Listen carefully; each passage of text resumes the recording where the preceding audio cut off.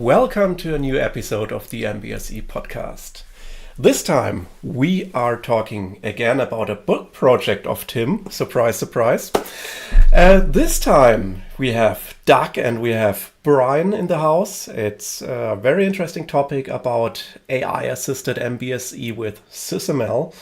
And maybe the sound of the voice of Brian is familiar to you because he owns the YouTube channel MBSE and SysML, and with great examples of mostly coming a systems modeler. I would have loved if I would have had it 10 years ago when I was working at the university.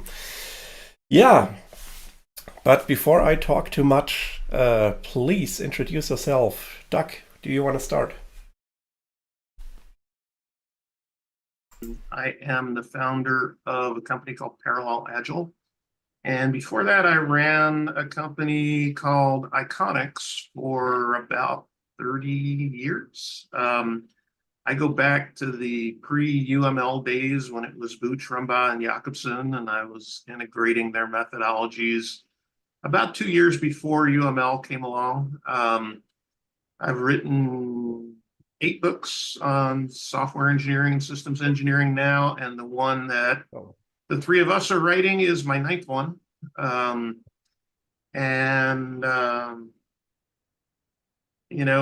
guess I have strong opinions about certain things, and so my phrase is, just because I'm opinionated doesn't mean that I'm wrong. I have a tendency to write books when I feel like a point needs to be made. So that's who I am. And I am Brian Moberley. I'm one of the chief engineers at Strategic Technology Consulting, also known as STC, which is now an Arcfield company. I've been with the company a few years, but my systems engineering experience goes back to my days at AeroVironment, where I've assisted with building systems such as the Switchblade missiles, and have a prior background in the Air Force as well, and I'm a commercial pilot. But these days I've just been enjoying doing MBSE, and I also have the MBSE Insights YouTube channel. So happy to be here with you guys today. Thanks. Yeah, great. So, well, it's great that you're here.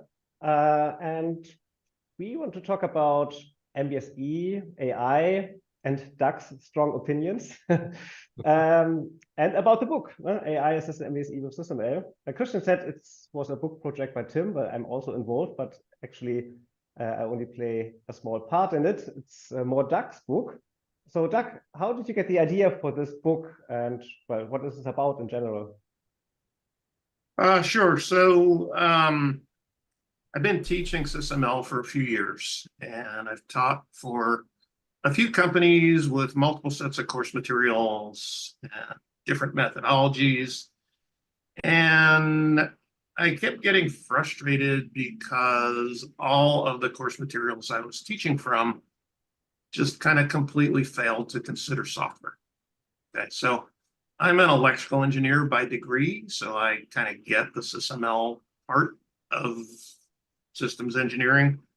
But most of my career has been spent in software modeling. Most of my books are about UML use cases and how to develop software.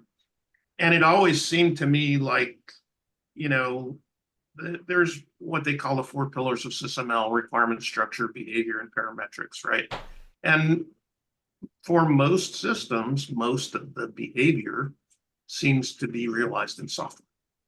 And so you take, the behavior part of SysML, and then you pull the software out of it, and it just seemed kind of woefully incomplete to me, right? It's like, yeah, I'm teaching these people how to draw block diagrams, BDDs, IBDs, state machines, all this stuff. But what about the software? And nobody seemed to want to do anything about it.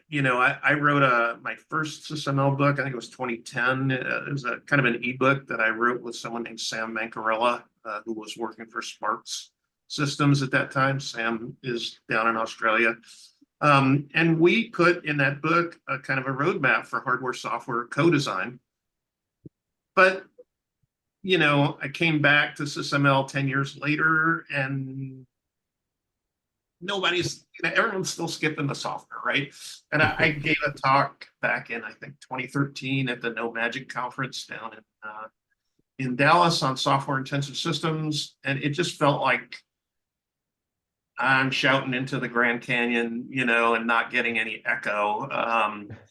So I decided to write another book, right? And what kind of triggered me to do this now is, we're kind of in the early days of the age of AI, right? ChatGPT came out, I don't know, a year and a half ago, something like that. And one of ChatGPT's very early claims to fame is that it writes code. Okay. Well, I had been at Parallel Agile, we had been working on a code generator that generated databases and APIs and screens from UML models and SysML models. And we looked at what ChatGPT is doing and kind of decided there's really no point in us continuing this because we're not going to be able to keep up with what OpenAI and all these huge companies are doing with code generation. But what occurred to me, one of the articles I had written was something called Software the Elephant in the MBSE Living Room. And I had submitted that to an INCOSE conference, and they, for some reason, didn't accept that as a topic that they wanted to talk about. And I'm like, why is it that systems engineers don't want to talk about software? And I finally kind of decided that systems engineers aren't very comfortable talking about software because they're not software engineers, right? And then also you have this thing where all the systems engineers are doing functional decomposition and all the software people are doing object-oriented design, okay? And so, in the software world, OO went away back in the OO took over from functional decomposition back in the 1990s. And so I thought maybe there's an opportunity here with AI, since AI writes code, that, even systems engineers can start generating code out of their SysML models. And that was kind of where the idea came from, was, I have some opinions in this area, and I have a habit of writing books when I have opinions. That's where the book came from. Okay, cool. And Brian, how did you join the book project? Great question. So I had originally known of Tim Wilkins and your publishing company, MBSE for You.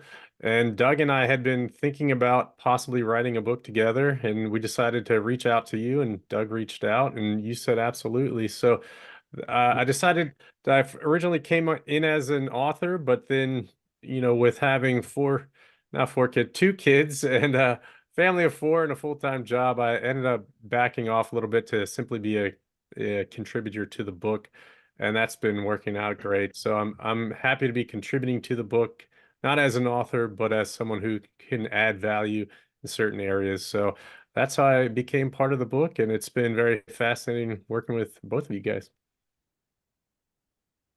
Yeah, it's great that you're still on board. So That's right. At least as a supporter. That's good. That's right. Very good. I was very distressed when you emailed Brian that, like, I'm not going to have time to write this book. And I was very glad when you decided to come back. Yeah. It's a great book, so I think everyone's really going to enjoy it. So to plug the book, it's not one you're going to want to miss. There's lots of great prompts in there for how to do certain things, and as you follow through that methodology, you'll see that the architecture falls right out. So happy to be a part of it, and I think everyone's really going to enjoy it. Yeah, there's a lot of stuff in there. For example, also what Doug mentioned with our software as no systems, and so we will talk about that later. And Brian, you mentioned there's a methodology in there, which is called AIM. So can you tell a bit more about that, Doug? What is AIM? What does AIM stands for? Sure. So AIM, Tim, you'll remember when we first started talking, one of the things that I said is that we need to have a good acronym, right? every process needs a good acronym, right? And so we kicked a couple of them back around, but obviously the AI in AIM stands for AI, and the M stands for MBSE, right?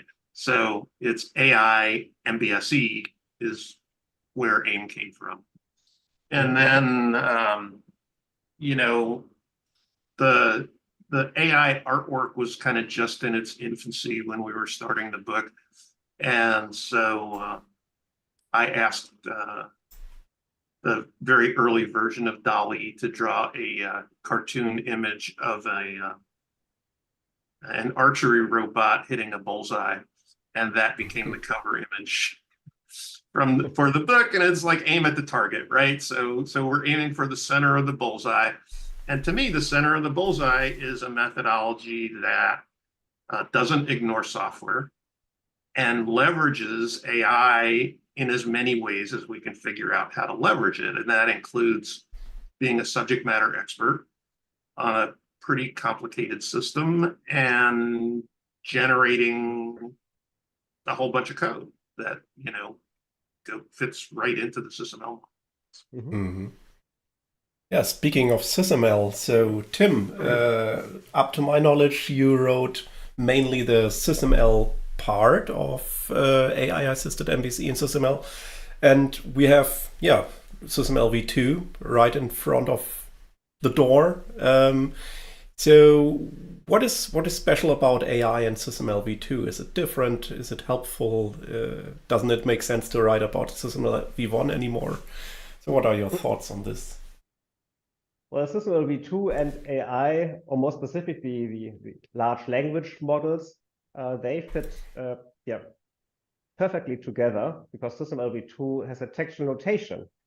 And when ChatGPT came out, it was quickly shown that code can be generated, like Python, Java, and so forth, and it works very well. And SysML v2 is actually just another programming language. At the moment, it's not as perfect as Python code. So Python is, you can copy paste it and execute it. That's not the case for SysML v2. Well, SysML v2 is not executable in that way, but there's a lack of training data. So there are a lot of syntactical errors, but that issue will disappear in the near future. So that's a perfect match. So we use the AI as a domain expert, get the domain information and engineering parts for our system, and then we can ask the AI also to generate the SysML v2 models. That's great.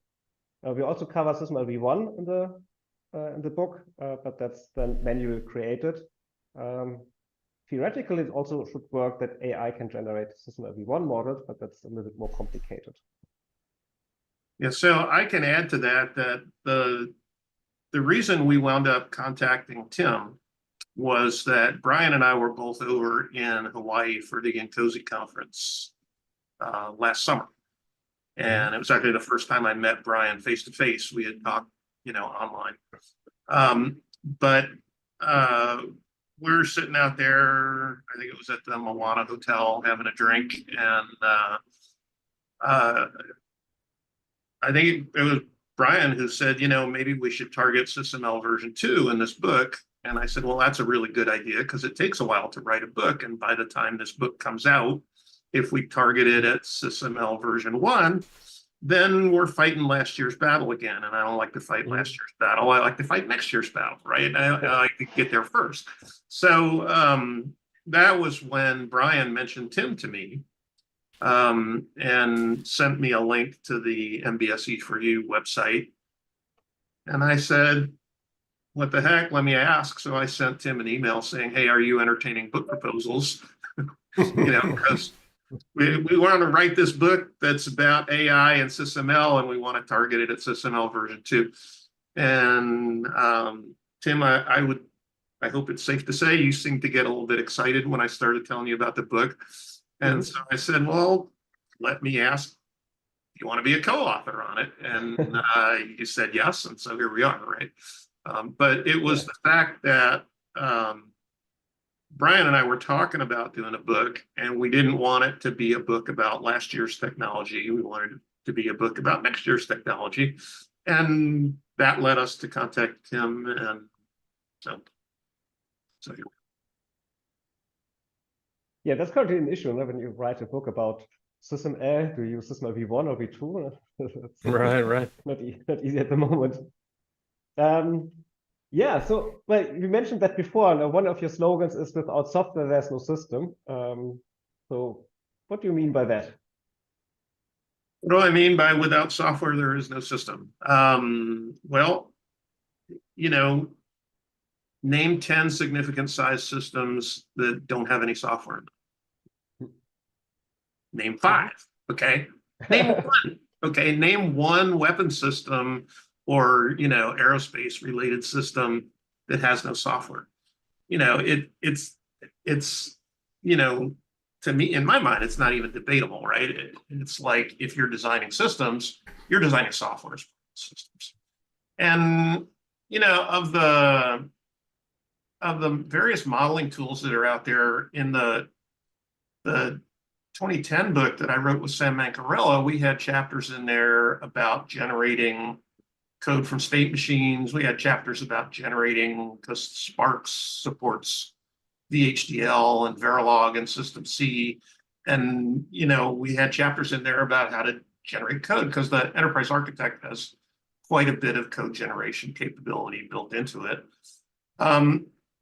But then, as the industry kind of evolved, a lot of the customer base seemed to be using Magic Draw or Cameo or whatever you call it this year. Dassault has about 12 names for that product. And most of those projects, when they get trained on how to do SysML modeling, they're not getting anything about software. It's just like missing, right? It's as big. It's like you're driving a car and there's a blind spot in your rearview mirror, right? You can't see the car in the next lane. Well, the car in the next lane is a big truck named software, and it accounts for most of the cost of most systems happens in software, but none of the SysML training is addressing that. And I don't know, I just objected to that. So I came up with the phrase, without software, there is no system. And I think on the back of the book cover, I had Google Translate translated into Latin. So we have a Latin version of that, but it just seems silly to me to approach systems engineering and ignore the software, especially given that pretty much all you have to do is to tell AI, hey, generate this database for me or generate this screen for me, right? So we in the book have 3 chapters on code generation. One is on generating databases. Another is on generating user interfaces. And a third one is on generating the real-time embedded code. And when people in the systems engineering community think about code generation, they're mostly thinking about the embedded code, kind of what Rhapsody has been doing. And you have chosen a very special example for the book. It's a scanning electron microscope, which is a very special kind of system. So why this system? So a couple reasons. One is I wanted something that was reasonably complex, okay, and not obvious, because I wanted to see how is AI going to work as a subject matter expert on something that most people don't know about. But it turns out AI knows a lot about electron microscopes. I mean, a lot. Okay. The next is because an electron microscope has a really significant software component to it. And I didn't want to do another example, like a water tower, or, Coffee maker. Coffee maker, yeah. Coffee maker. Oh yeah, God, we've seen the coffee maker so many times.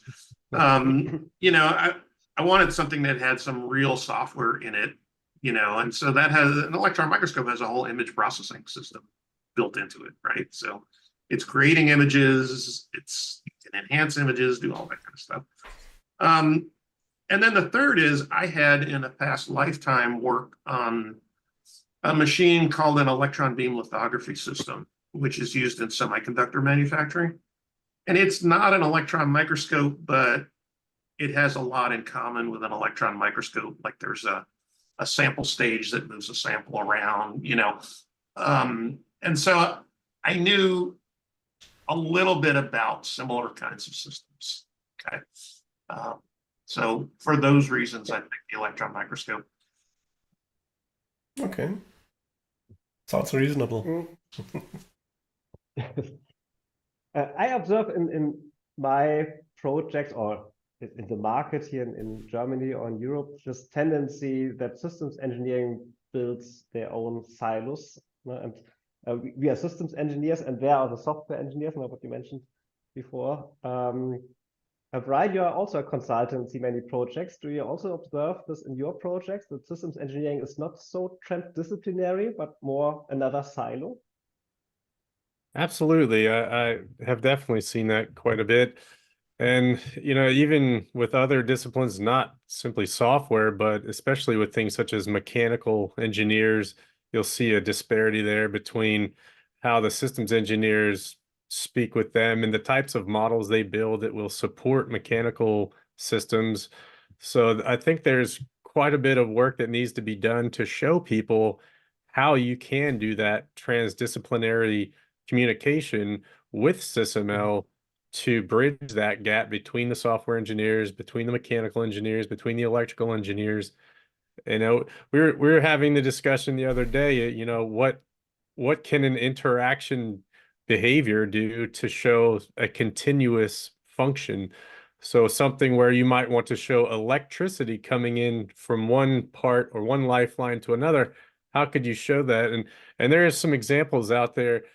Bruce Douglas has an example with his Agile Systems Engineering Cookbook that he shows where you can add a stereotype of continuous on a message call from one lifeline to another, and then that could add in the indication that that is something continuous, not simply asynchronous. So I think there's a lot of opportunities there to possibly customize the language in a way that can help that. But there's absolutely scenarios where you would see that systems engineers will tuck into their corner and do their own thing and not necessarily build a model that will help software engineers or mechanical engineers or electrical engineers. So I think it's going to take a lot of great examples out there for each of those cases to show people how systems engineers can support those other disciplines. Yeah. Great question, though. Yeah, another topic that pays into this is so into this silo and this sore spot of software systems engineer is functional decomposition. Doug, you also mentioned that before, that systems engineers love functional decomposition, and software engineers loved that also before, but that's 40 years ago. And so can you talk a little bit about that one? Yeah, this is one of the areas where I'm kind of strongly opinionated. And I think it's because I was around during the 1980s and 1990s. I was working in industry in those days, and I saw what happened and how basically in software object-oriented design just completely took over from functional decomposition. Like in my brain, you know, I kind of go back to like 1984 was when the Macintosh was introduced, right? And suddenly with the Macintosh, we had a user with a mouse in their hand, and we had dialog boxes where people could click the OK button or the cancel button, you know, and users became in charge of software. Before that, it was sort of this paradigm. And I started, my first language was Fortran on an IBM 360, okay? And so you would call this subroutine and call that subroutine and call the other subroutine, and there was like very rudimentary kind of user interface, right? And functional decomposition worked great for that, okay? But once you started introducing users in charge, then that was when use cases became popular. That's right around the time that Ivar Jakobsen's book on use cases came out. And so with use cases, then Ivar was really the first one to put together a whole, methodology that started with use cases and drove all the way through OO design and testing. I mean, his big white book on OOSE, which name resembles your company name Yes. somehow. That objectory Accident. process was brilliant. Okay, I mean, it's it was just a brilliant piece of work, and I've never gone very far from what he did with that. But I think even when you take it into the realm of systems, most systems still have users. Okay, I mean, some don't, some are completely autonomous, but the bulk of systems, there's still some kind of user interface, right? And certainly in an electron microscope, there is. And one of the things that we do in the book is we ask AI to like generate a wireframe, kind of an executable wireframe for this. And with a single prompt, we get a screen and the fields on the screen match the fields in the database. And then we can start, being a use case driven guy, right? Half of my books have the phrase use case driven object modeling in the title. So I believe you start with the users always, and then you drill down into the core of the system for what the users are doing.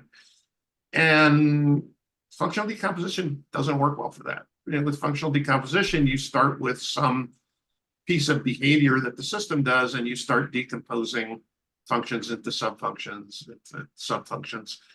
And what we learned in the software industry back in the 90s is that you can get stuff built that way, but the models you maintain and the designs you come up with are really, really hard to maintain, okay?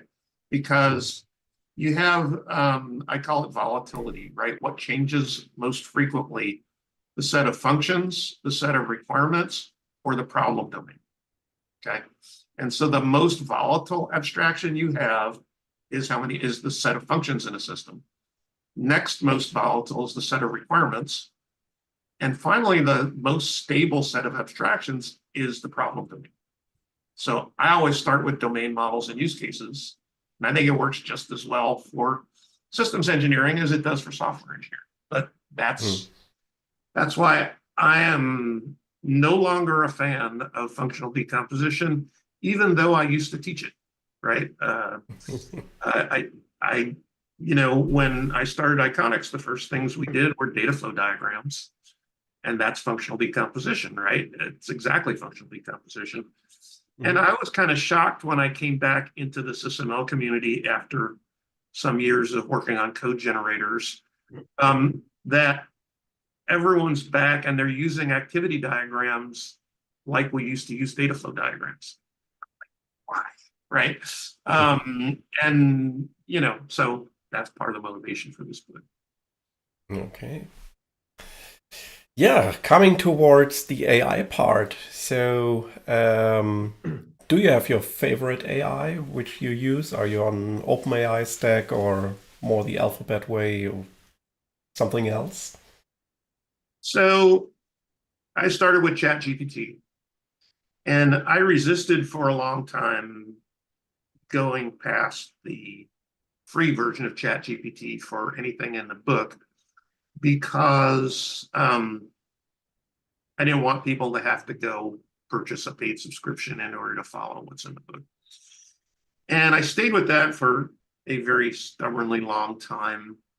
But recently, I upgraded to GPT-4. And I found that there's big advantages in it. Specifically, the most significant one has been in context, okay? With the free version of ChatGPT, you can't upload a file to it.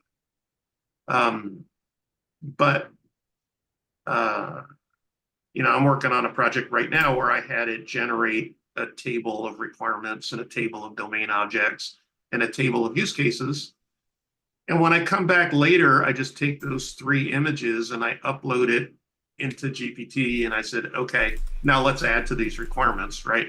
And it's not telling me, I don't remember that, right? I can't, and then I started creating my own custom GPTs. And I have found that to be really useful. Actually, late last night, I was teaching my object-oriented design GPT, who's called Obi-Wan, because he's an object-oriented GPT.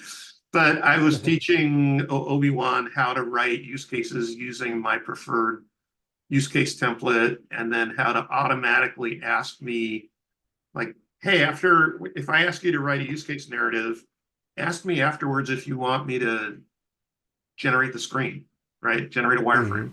So now I'm like, write a use case narrative for login, and it does it, and it says, would you like me to, mock up the login page for you?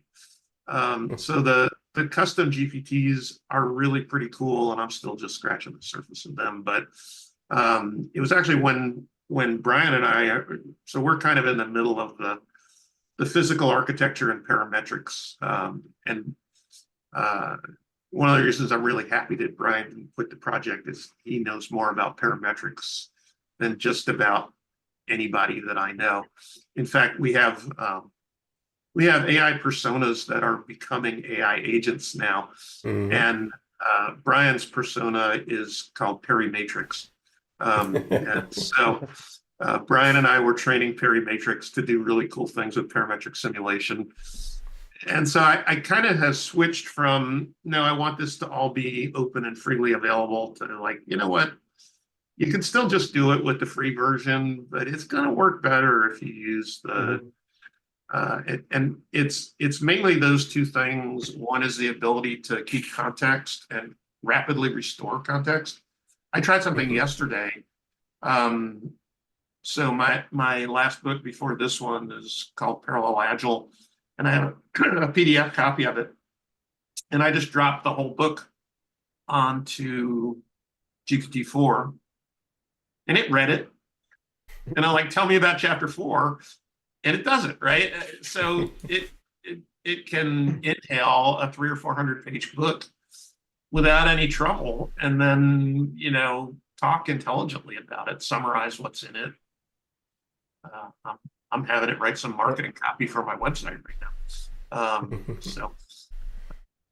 So yeah, but I don't think what's in the book should really depend too much on which AI stack you're using. And we had some discussions about this. Tim wrote in addition to the SysML version 2 stuff, wrote a general introduction to AI.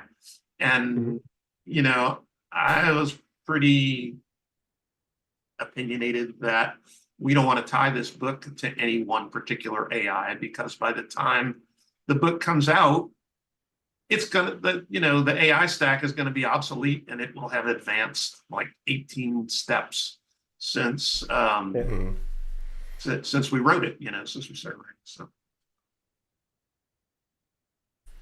yeah, AI is changing so fast. So we're Brian, I just in the remember that beginning. you said that you uploaded a state machine diagram and were able to generate code from it, right? That's right. Yes, that was one of Doug's ideas. So we took a SysML v1 image, which was a screenshot of a state machine that had nested states in it, and simply gave it to ChatGPT and asked it to create C++ code, and it turned it out very quickly. And I've since then been able to test out some of that C++ code in an embedded environment using Ubuntu with Linux and another program called Windows Subsystem for Linux, so you could actually test that out in a PC, which is really neat. So I've been able to literally put in SysML diagrams and get out working C++ code, and then run that code and test it out, which is very fast. And I'm not a programmer, so for someone who doesn't know C++, that's pretty impressive, I'd say. Yeah, it's pretty neat. And that was one of the things that led me to be less stubborn about upgrading to GPT-4, because at that point I'm like, no, we got to stay with GPT-3 because I don't want anything that requires a paid subscription. But I had basically gotten ChatGPT to tell me the state machine in English, and then I took the state machine, drew it in Cameo, and then sent Brian a JPEG image of it. And Brian just dropped that in and said, write the C++ code for this and target a Arduino C++ that'll run on a Raspberry Pi. Okay. It controls two servo motors, right? And x-axis and a y-axis for the sample stage on the electron microscope. And boom, there's a C++ code, right? Yeah. Cool. So it's I think we are all continually astounded at what AI is able to do. And I kind of read these debates about, is it true AGI intelligence, and I'm like, I don't really care what you call it. I just built, for some other reasons, a custom GPT that analyzes patents. I happen to have a patent. And so I built an AI patent analyzer in about half an hour. Okay.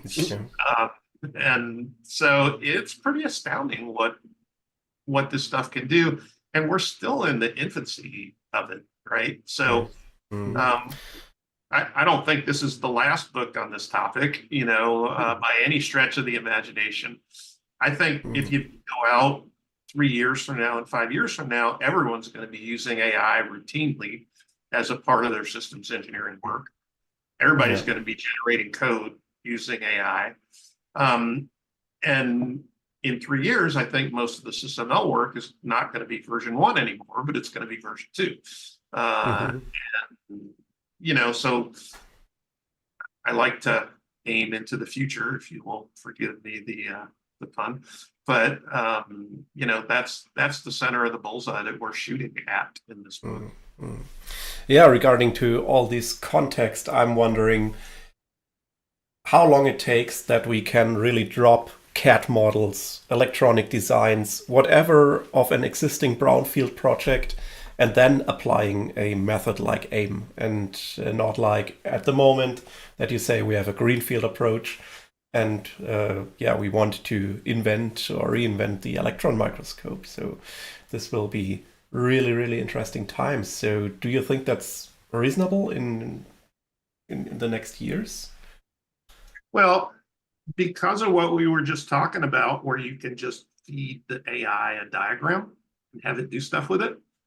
If you have a big existing SysML model with 500 diagrams in it, right? You can put them into a Word document or a PDF and just have AI understand it. Or you can just hand it a specific diagram like a state machine and say, I want to update this state machine to reflect these new requirements. So please do that and then generate the code for me again. So I think that's how it's going to work in a brownfield environment, is you're going to take artifacts that you've produced over the last several years of engineering and just have AI inhale them and then extend and refine them, right? It's like, I want it to do this, but now I got these 50 new requirements, go update everything. And I think the big thing, and, I kind of bug Tim about this all the time. I think SysML version 2 needs to become diagram capable. And I think when SysML version 2 becomes diagram capable, you're going to see this really, really take off. Because AI can already read the diagrams, right? And do an astoundingly good job at understanding them, okay? But when AI can write the diagrams, a human modeler can review them, modify them, and then feed them back into AI. And it's kind of a true round trip, not to use an old term, but round trip engineering. That's when it's really, really going to take off. I'm very intrigued right now by this plugin that they're developing at the Air Force Academy that generates SysML 1.7 models from AI. And I think that's absolutely the right concept. I just think we want to do it with SysML version 2. Yeah, well, SysML version 2 can diagrams, or now they are called views in SysML v2, but the most examples we currently see are textual notations, because there are no graphical editors available yet for SysML v2, but as soon as IBM, Dassault, and all the other ones publish their SysML v2 tools, we will also see the diagrams then again, and textual notation is just another view on the model. Well, Yeah, so I'm impatient. I think we should build one ourselves.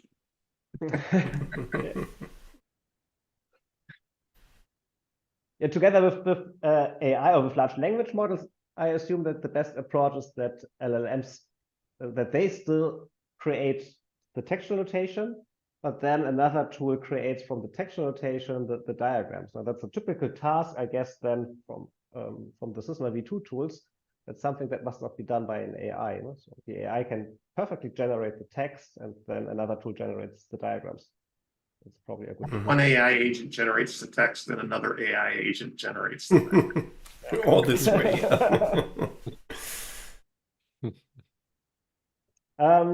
Okay, so well, time is almost over. So let's. Well, we talked a lot about AIM, the approach that is described in the book. So it's very new. So how can I learn AIM except reading the book? By the way, the book is not available yet, but will be published very soon, but it's not available yet. So if I'm interested in AIM, what can I do? Well, they can go to your website or my website, either the OOSE website or parallelagile.com, and click on training, because we decided to start offering the training while the book is still being finished. And so there is training available. It's a pretty complete SysML training class in that it covers all 9 diagram types. It covers all 4 pillars of SysML. It also covers code generation for user interfaces, databases, and embedded state machines. And it uses the electron microscope example all the way through, because when you develop training, you need a good example. And that was, the whole frustration that I had with everybody else's course materials, where I don't have a good example that shows me how I do hardware and software together.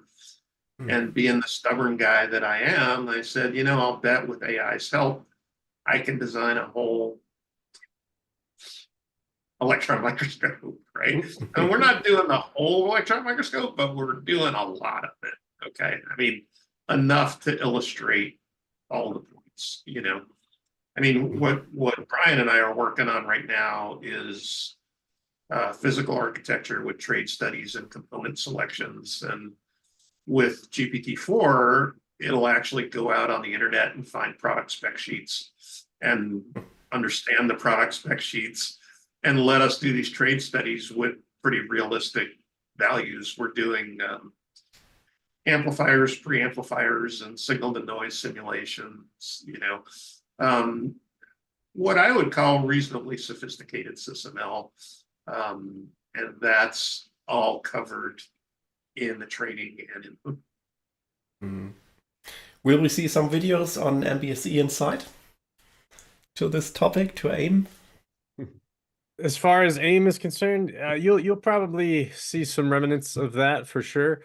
Yes, as soon as I learn things, I like to put it out there on the MBSE Insights YouTube channel. So be on the lookout for those, and you'll definitely pick up a little bit and here and there pieces of that on my channel. So absolutely. I have a few videos on YouTube already. You can get them off the Parallel Agile website, or I think off your website, Tim, right? Yeah, I think, yeah. Yeah, so we put the links down below in the info box. So don't forget to give us a thumbs up and follow all the 3 channels. And yeah. Yeah, there are a lot of more topics to cover, but the time is running. And so let's close this episode about MBSE AI with Doug and Brian. It was great having you here in our show. Thank you very much. Thank you. And the next topic, well, it's not set yet. We plan another podcast in April, but we have not the topic yet. We will have a podcast in May about SysOn. That's the open source SysML v2 modeling tool. That's quite interesting. That was in May. Yeah, so, well, then, as usual, at the end, do not forget. Trust us, we are systems engineers. Goodbye. Bye-bye. All right, thank you. All right.